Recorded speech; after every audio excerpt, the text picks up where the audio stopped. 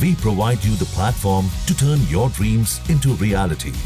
Give wings to your aspirations with KR Mangalam University.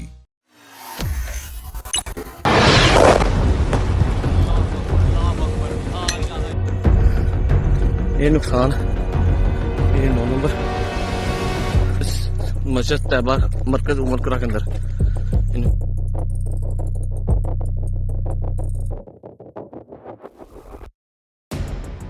Operation सिंदूर के बाद अब पड़ोसी देश पाकिस्तान डरा और सहमा सा बैठा है। एक्शन के कुछ ही घंटे बाद अब उनके सुर भी बदल चुके हैं। पहले तो दिन में पाकिस्तान के रक्षा मंत्री ख्वाजा आसिफ ने युद्ध विराम की गुहार लगाते हुए कहा था कि हम पीछे हटने को तैयार हैं। शाम होते होते वहां के उप प्रधानमंत्री और विदेश मंत्री इशाक डार ने दोनों देशों के बीच तनाव कम करने के संकेत दे दिए। पाकिस्तानी मीडिया रिपोर्ट्स के मुताबिक इशाक डार ने कहा कि मैंने कम से कम 26 अलग अलग देशों के प्रमुखों से बात की है। उन सभी ने कहा कि भारत और पाकिस्तान दोनों को मौजूदा तनाव को और आगे नहीं बढ़ने देना चाहिए। हमने उन्हें आश्वासन दिया है कि हम पूर्ण संयम बरतेंगे। या यूं कहें कि भारतीय सेनाओं की ताकत देख पाकिस्तान को उसकी औकात अब समझ में आ चुकी है। पाकिस्तान को ये साफ दिख रहा है कि जो हमला आतंकियों के ठिकाने पर हुआ वो हमला पाकिस्तान की सेना पर भी हो सकता था। इसलिए बेहतर है शांति का मुखौटा पहनकर चुपचाप बैठ जाओ, वरना अंजाम और भी डरावना ना हो जाए। वैसे ये वही इशाक डार है जो ऑपरेशन सिंदूर से पहले चीख चीख कर भारत को परमाणु हमले की धमकी दे रहा था। सेना के ऑपरेशन के बाद आज देखिए कैसे भीगी बिल्ली बना बैठा है, जो भारतीय सेनाओं की अदम्य साहस की कहानी बयां करता है। हालांकि डार ने कहा कि उनके देश ने बीती रात भारत की एयर स्ट्राइक का प्रभावी ढंग से जवाब दिया और आगे अगर उनकी ओर से कोई आक्रामक कदम उठाया जाएगा तो हम ईंट का जवाब पत्थर से देंगे।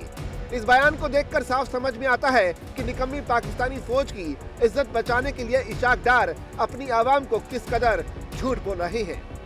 इसी के साथ डार ने भारत द्वारा सिंधु जल समझौता तोड़े जाने का भी जिक्र किया और कहा कि दुनिया का कोई भी देश अपने हिस्से का एक भी बूंद पानी नहीं छोड़ेगा।